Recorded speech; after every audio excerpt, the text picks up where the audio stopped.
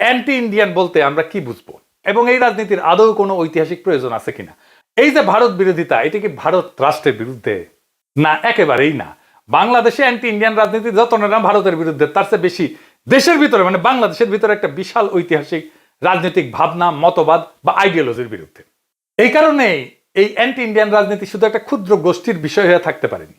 দেশের বেশিরভাগ নাগরিক এই রাজনীতির স্টেক হোল্ডার হয়েছে এবং তাই হাসিনা পালায় যাওয়ার পরেও সমস্ত রাজনৈতিক পক্ষেরই একটা অ্যান্টি ইন্ডিয়ান পজিশন প্রয়োজন হয়ে পড়ছে। সেই জন্যই তারেক রহমানকে বলতে হয় দিল্লি নয়, কিন্তু দিল্লি বললে যদি আবার দিল্লি রাগ কইরা বসে, সেজন্য আবার বলে পিন্ডি নয়, বুঝছাও? দিল্লি নয়, পিন্ডি নয়, নয় অন্য কোন দেশ, সবার আগে বাংলাদেশ। আর একটু বুঝায় বলি, ধরেন মেক্সিকো হয়তো আমেরিকাকে পছন্দ করে না, কিন্তু সেখানে মেক্সিকোতে অ্যান্টি আমেরিকান রাজনীতি চলে কি না? চলে না। কেন?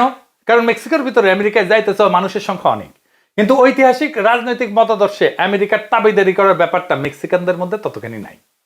অন্যদিকে মেক্সিকো আমেরিকার মধ্যে যুদ্ধ হয়েছে, আমেরিকা টেক্সাস ক্যালিফোর্নিয়া দখল করেছে, ওটা মেক্সিকোর ছিল, কিন্তু আমেরিকায় কি এমন কোন মতবাদ আছে যে মেক্সিকোকে আমেরিকার অংশ ভাবে না?